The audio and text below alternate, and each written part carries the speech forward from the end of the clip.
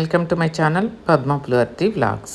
ఒక మంచి వీడియోతో, అందరికీ యూస్ఫుల్ వీడియోతో మీ ముందుకు వచ్చానండి. ఈ నెల 13వ తేదీన సోమవారం అనే రోజు ఒక ప్రత్యేకమైన రోజు.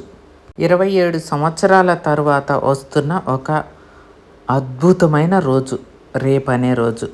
ఆ రోజు మహాశైవైక్య రోజు.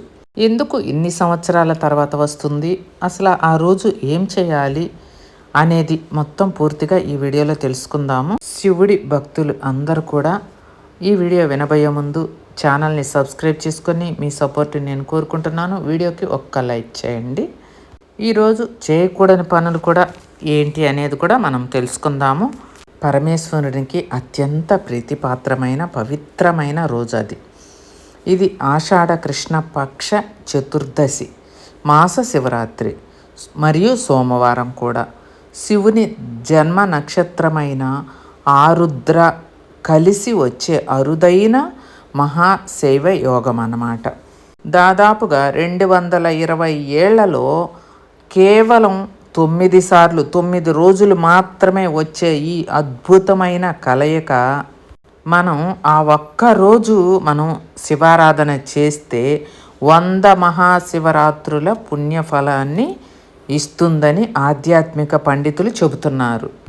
ఇక 13వ తేదీ మనం శివుడికి పూజ చేసుకునేటప్పుడు బిల్వపత్రాలు ఉంటాయి కదా, బిల్వపత్రాలు, గరికె కూడా. బిల్వపత్రాలు 3 ఆకులు ఎలా ఉంటాయో గరికెకు కూడా 3 రేఖలు ఉంటాయి కదా, అలా గరికెను కూడా తీసుకొచ్చి శివుడికి మనం సమర్పించి, గుడికి వెళ్ళే వాళ్ళు గుడికి వెళ్ళి అభిషేకం చేయించుకొచ్చుకోవచ్చండి. ఉపవాసం ఉదయం నుంచి రాత్రి చంద్రోదయం వరకు ఉపవాసం ఉండవచ్చు.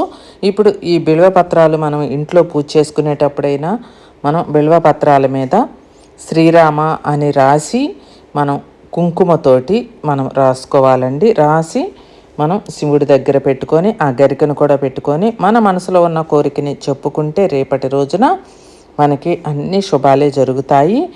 ఇలా ఇంట్లో పూజ చేసుకున్న తర్వాత గుడికి వెళ్ళి మనం ఏదైనా సింపుల్గానైనా సరే అభిషేకం కుదిరితే చేపించుకోవాలి, లేదంటే శివుడికి నమస్కరించుకొని ఇంటికి వచ్చి ఉపవాసాన్ని ముగించుకోవచ్చు. అలా గుడికి వెళ్ళటం కూడా కుదరని వాళ్ళు ఇంట్లోనే పూజ చేసుకొని ఉపవాసం ఉండవచ్చు. అలా అని మా పురోహితులు చెప్పారండి, నేను అలానే పాటిస్తున్నాను రేపటి రోజున. అదే కాకుండా రేపటి రోజున మనం ఓం నమశివాయ అనే పంచాక్షరి మంత్రాన్ని మనసులోనే జపించండి. అలాగే వీలైనంత వరకు ఉదయం నుండి సాయంత్రం లేదా చంద్రోదయం అయ్యేంతవరకు ఉపవాసం ఉండటం వల్ల మనకి చాలా ఆరోగ్యానికి మంచిది, పుణ్యం వస్తుంది. అభిషేకం చేసుకునే వాళ్ళు ఉదయాన్నే శివలింగానికి పాలు, తేనె, పంచామృతాలు లేదా పవిత్ర జలంతో రుద్రాభిషేకం చేయించుకోండి, సరిపోతుందని మా పురోహితులు చెప్పారు. అలా సమర్పించిన తర్వాత స్వామివారికి బిల్వదళాలు, మారేడు దళాలు, అష్టోత్తర శతనామార్చన జరిపించుకోండి. అలాగే ఎవరైనా సరే పేదవారు ఉంటే బ్రాహ్మణులకు కానీ మీకు తోచిన దానాన్ని వాళ్ళకి ఇచ్చినట్లయితే కూడా మంచి ఫలితం రేపు లభిస్తుందండి. గ్రహదోష నివారణలు కూడా, గురుదోషాలు, పితృదోషాల నుంచి కూడా రేపటి రోజున మనం శివుడిని ఆరాధించినట్లయితే మనకి పితృదోషాల నుంచి కూడా విముక్తి అనేది కలుగుతుంది. అర్థమైంది కదండి. రేపటి రోజున ఎవ్వరు కూడా మిస్ కాకుండా శివుడికి అభిషేకం చేసుకోండి.